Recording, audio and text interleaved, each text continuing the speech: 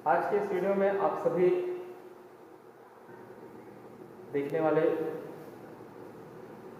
मेरे प्रिय विद्यार्थियों को सादर अभिनंदन और स्वागत। आज हम इस वीडियो में अध्याय 2 संश्लेषित रेसे और प्लास्टिक की बात करेंगे। आप सभी ने पूर्व में इसका जानकारी ले चुके हैं, संश्लेषित रेसे और इसके बारे में, रेसे और प्लास्टिक के बारे में। आज हम पुनः इसके बारे में फिर से जानने का प्रयास करेंगे कि और क्या क्या इसके उपयोग होते हैं और प्रकार होते हैं, इसके बारे में हम इसमें जानेंगे। आइए देखते हैं स्क्रीन पर। हम जो कपड़े पहनते हैं वे कृत्रिम या फिर प्राकृतिक स्रोतों से प्राप्त जो रेसे होते हैं उनसे बनाए जाते हैं, और रेसे का जो प्रकार है वो बहुत सारे प्रकार के होते हैं, और घरेलू वस्तुओं में इसका जो निर्माण के लिए इसका उपयोग किया जाता है। साथ ही साथ हम देखें तो हमारा जो दैनिक जीवन में उपयोग होने वाले बहुत सारे जो वस्तुएं हैं वो रेसे से प्राप्त होते हैं, रेशम से बने होते हैं। आइए रेशम की जो बनी हुई कुछ वस्तुओं का हम सूची बनाने का प्रयास करें, जिनमें हम कृत्रिम और प्राकृतिक रेसे को अलग करने का प्रयास करेंगे, है ना। तो आइए सूची कैसे बनाना है, तो आप अपने कॉपी में सूची बनाने का काम करेंगे। तो सूची में इस प्रकार से रहेगा। पहले तो आप अपना इसमें देखिए वस्तु का जो नाम है बोरा, और ये किससे बने होते हैं, तो ये प्राकृतिक रेसे का एक उदाहरण है। वैसे आप अपने घर में अपने बुजुर्गों से, अपने से बड़े से पूछताछ कर आप जानकारी लेकर ये बनाने का काम करेंगे। आगे चलते हैं। तो आपने प्राकृतिक रेसे और कृत्रिम रेशा से बने कुछ वस्तुओं के बारे में जाना भी होगा। तो कृत्रिम रेशा होता क्या है, तो कृत्रिम रेशा जो है मनुष्य द्वारा विभिन्न रासायनिक पदार्थों से बनाए जाते हैं, इसलिए इन्हें कृत्रिम या संश्लेषित या मानव निर्मित रेशे कहते हैं। इनके कुछ उदाहरण है रेयान है, नावलान है, डेक्रॉन है, टेरेमिन है, टर्वन है आदि, ये संश्लेषित रेशे कहलाते हैं। संश्लेषित रेशे बने जो वस्त्र होते हैं वो अधिक टिकाऊ होते हैं, और इनकी जो सिकुड़न का जो काम है, सिकुड़ता नहीं है ना, और ये जल्दी भी सूख जाती हैं, और इस्त्री करने की इसको ज़्यादा आवश्यकता नहीं पड़ती है। आगे देखें तो संश्लेषित रेशा होता क्या है, तो इसके बारे में मैं आपको बताऊं कि संश्लेषित रेशा एक प्रकार से हम माला जो होता है, जो उस पे मोती से बने होते हैं, तो उस मनके को जो गुथा होता है किस प्रकार से उस धागे में, वैसे ही संश्लेषित रेशे का जो इकाइयां हैं मनकों की तरह बहुत छोटी छोटी इकाइयों से मिलकर बने होते हैं, ठीक है ना। और ये जो छोटी इकाइयां होते हैं वो रासायनिक पदार्थ होते हैं। ये जो छोटी छोटी इकाइयां मिलकर एक बड़ी इकाई बनाती हैं, ये बहुलक कहलाती हैं, और वही संश्लेषित रेशा है, ठीक है। आगे चलते हैं। तो बहुलक जो है प्रकृति में पाए जाते हैं, और उनके कुछ उदाहरण हम कपास को ले सकते हैं, जो सेल्यूलोज पाया जाता है और सेल्यूलोज कहलाता है वो, और सेल्यूलोज से बड़ी जो संख्या में होती है वो है ग्लूकोज होता है ना। जैसे रबर, रेशम, लकड़ी आदि भी ये बहुलक का उदाहरण है। और मनुष्य द्वारा कारखानों में जो बनाए गए प्लास्टिक का पाइप बोतल होते हैं, वो बोतल, बाल्टियाँ या जो होता है वो भी बहुलक से बनाए जाते हैं, है ना। और कुछ उदाहरण इसका देखें तो आगे इसके कुछ संश्लेषित रेशे के प्रकार के बारे में जानते हैं। आपने विभिन्न प्रकार के कपड़े पहनते हैं और घरों में जो सामान प्लास्टिक का उपयोग करते हैं, तो उनमें से ऐसा कौन कौन से संश्लेषित रेशे के प्रकार हैं उनके बारे में, जिसका हमारे जो दैनिक जीवन में उपयोग होने वाले वस्तुओं में प्रयोग होता है। तो पहला तो इसका आता है रेयान। रेयान जो है एक प्रकार का रेशम होता है, और ये रेशम कीट से प्राप्त की जाती है। इससे बने जो कपड़े होते हैं उनकी जो बुनावट होती है बहुत सुंदर होती है, और इसलिए इनका जो बाजार में रेट बहुत ज़्यादा होता है। और ये रेशम कृत्रिम रूप से बनाने के प्रयास भी किए जा रहे हैं। 19वीं शताब्दी में जो वैज्ञानिकों द्वारा इसी प्रकार के रेशम के समान गुण वाले जो रेशे हैं वो प्राप्त करने में सफलता पाई है, जिसे रेयान या कृत्रिम रेशा कहा जाता है। ठीक है, और यह जो काष्ठ लुगदी के रासायनिक उपचार से प्राप्त मानव निर्मित रेशा है जो रेशम से सस्ता होता है, और रेयान में कपास मिलाकर चादरें या तो फिर ऊन का जो गलीचे हैं वो बनाए जाते हैं। आगे देखें तो दूसरा इसका होता है एक नायलॉन, इसका उदाहरण है। नायलॉन जो है ये भी मानव निर्मित रेशा है और ये किसी प्राकृतिक या कच्चे माल से उपयोग नहीं किया जाता इसको बनाने के लिए। यह प्रथम पूर्ण रूप से संश्लेषित रेशा है और यह मजबूत और हल्का और प्रत्यास्थता का मतलब होता है रबर के समान, ठीक है ना, और चमकीला होता है जो धुलाई में आसानी के कारण इनको निर्माण में अधिक इनका उपयोग की जाती है। इनके कुछ उदाहरण हैं जो नायलॉन से बनाए जाते हैं इनकी मजबूती के कारण, जैसे पैरासूट है, रस्सी है, मोजा है, ब्रश है, पर्दा है, ये आदि इससे बनाने का काम किया जाता है। पॉलिएस्टर जो है ये भी एक संश्लेषित रेशा है। इससे जो कपड़ा जो बनता है उनके जो सिलेटें नहीं पड़ती है और ये सरलता से धुल भी जाते हैं। टेरिलीन जो है एक लोकप्रिय पॉलिएस्टर है। इनका जो है उपयोग अधिकतर हम टेरिलीन के रूप में करते हैं, है ना, और ये बहुत महीन रेशे होते हैं और खींचे जाते हैं। इस प्रकार के जो रेशे होते हैं पेट, ये भी एक ऐसा पॉलिएस्टर है जिसका उपयोग हम बर्तन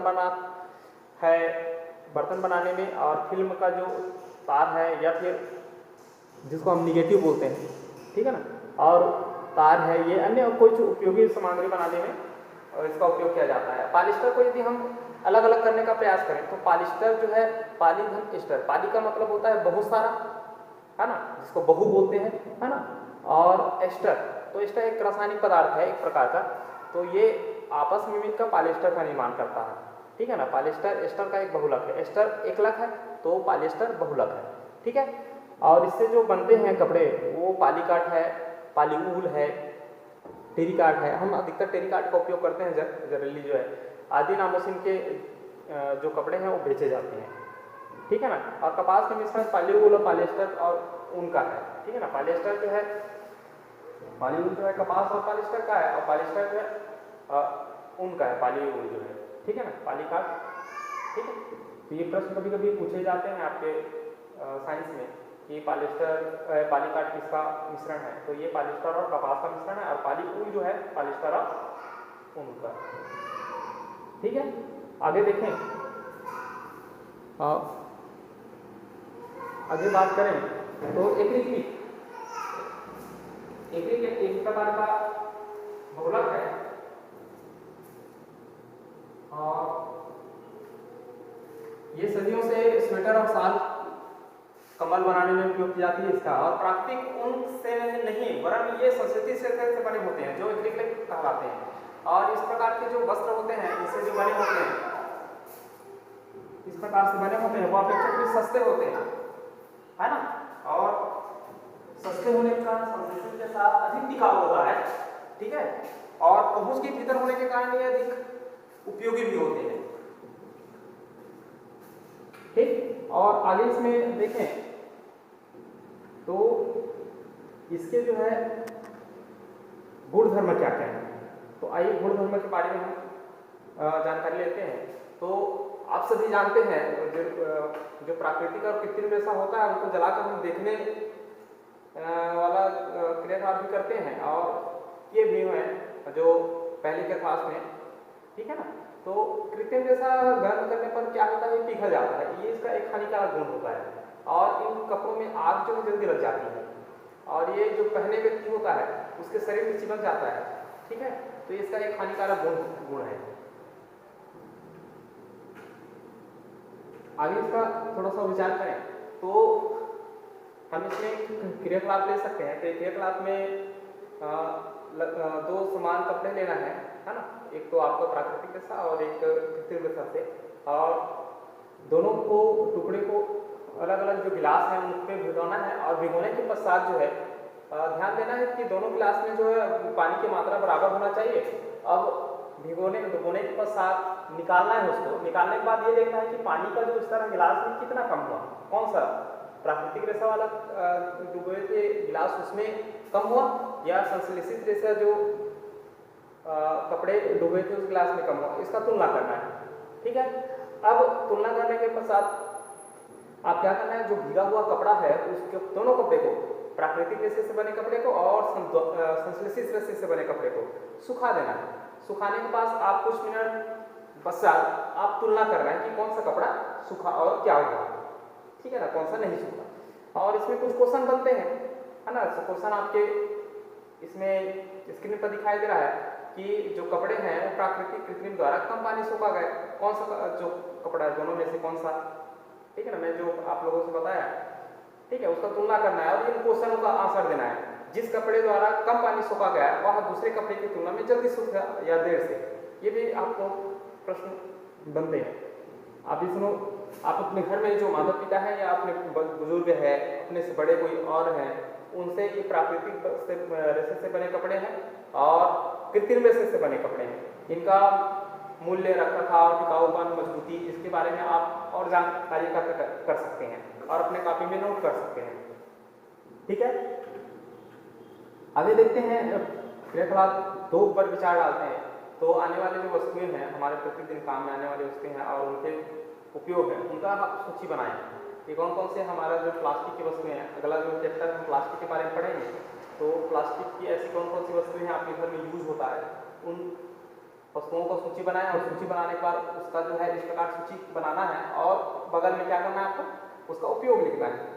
जनरली ये सामान्य बातें हैं, जैसे डिब्बा है, डिब्बा का क्या काम है, चीज़ों को रखने का काम आ सकता है, तेल रखने का काम आ सकता है, कंघी बाल करने का काम आ सकता है, बाल को, है ना, कंघी करने का, बाल संभालने का काम आता है। ठीक है, तो ऐसे बहुत सारी वस्तुएं हैं। अब इसमें थोड़ा सा प्लास्टिक के जो व्यवस्था है, किस प्रकार से वो व्यवस्थित रहते हैं, एक प्रकार से ये संश्लेषित रेशे का की तरह है और प्लास्टिक भी एक बहुलक है। इस तरह से प्लास्टिक में उनकी जो इकाइयों की जो व्यवस्था है एक प्रकार से नहीं होती है, कभी रेखीय या त्रिज्यबद्ध हो सकती है। और प्लास्टिक की जो वस्तुएं हैं वो अलग अलग प्रकार या साइज में मिलते हैं, क्योंकि प्लास्टिक को आसानी से सांचे में डालकर कोई भी आकार दिया जा सकता है और प्लास्टिक का जो पुनः चक्रण है वो हो जाता है, तो हो सकता है इसे बेलकर और चादर भी बनाए जा सकते हैं और इसके ताज भी बनाए जा सकते हैं, इसके कई प्रकार से उपयोग की जाती है।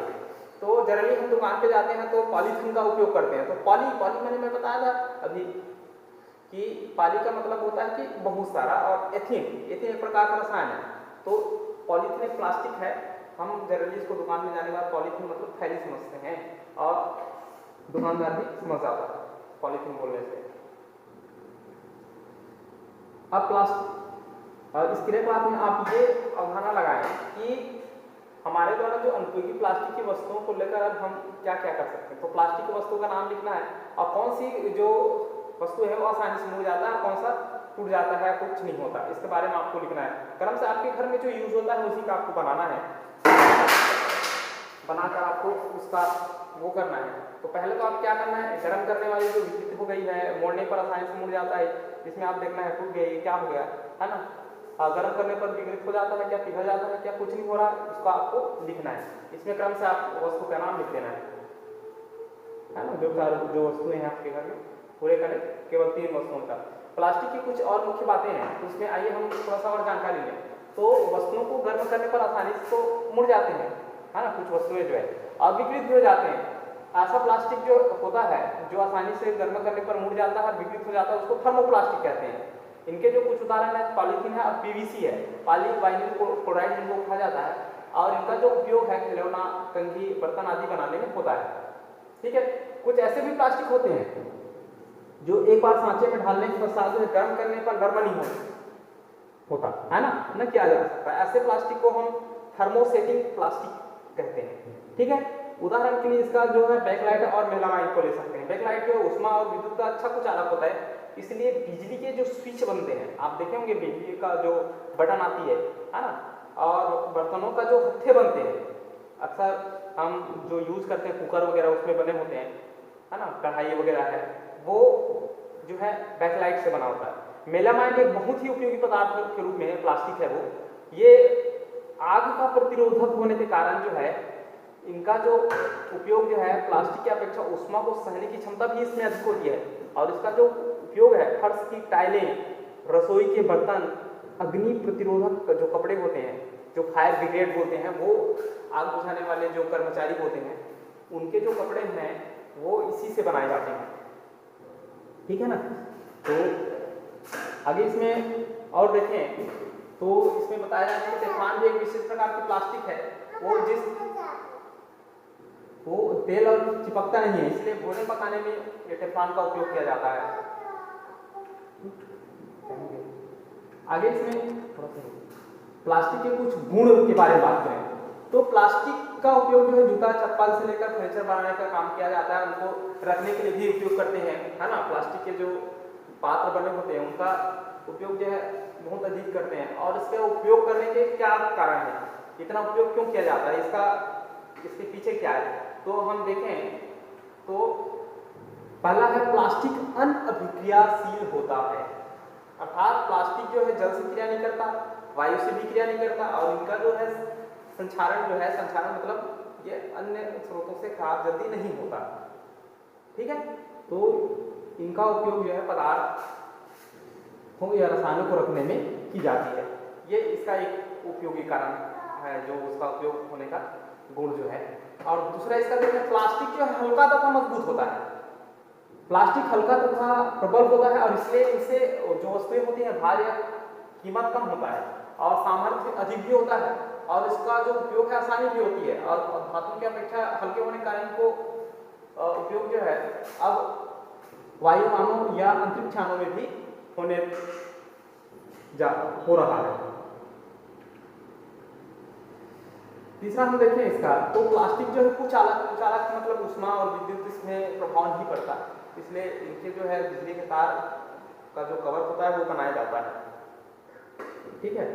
अब हम आगे देखें तो यह लाभदायक के साथ साथ कुछ इफेक्ट भी पहुंचाते हैं, तो आइए देखते हैं कि ये हमारे लिए उपयोगी है और ये पर्यावरण को क्या करता है।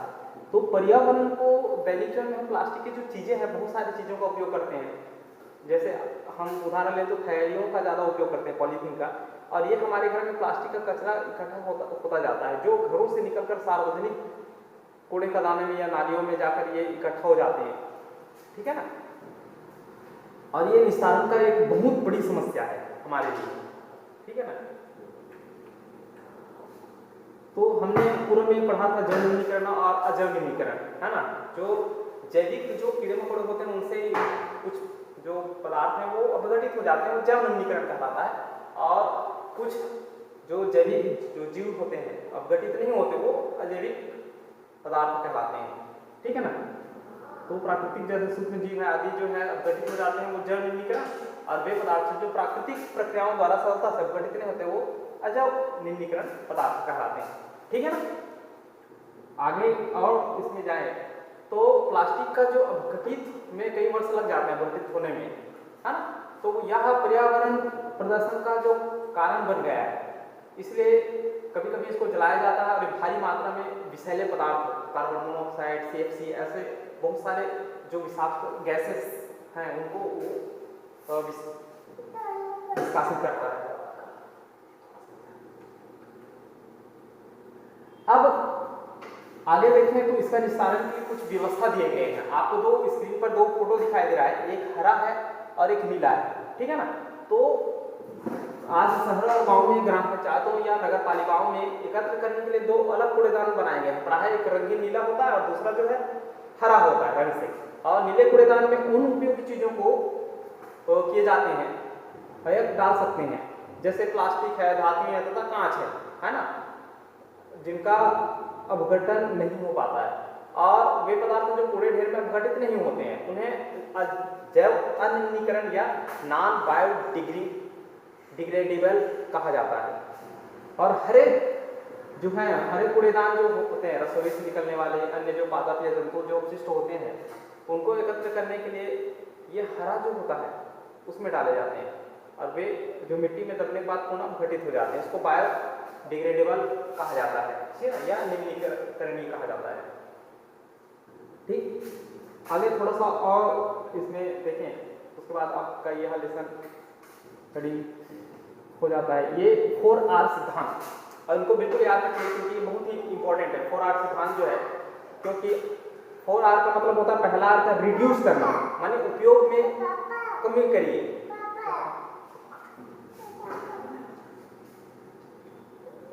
है ना।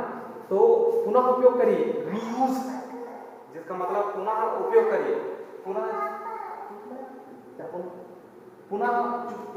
चक्री करिए, माने पुनः चक्रण करिए साइकिल, और पुनः प्राप्त करिए, रिकवर।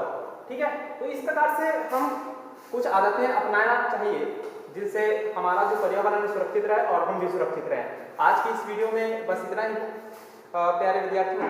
हम आने वाले वीडियो में और अलग से बात करेंगे।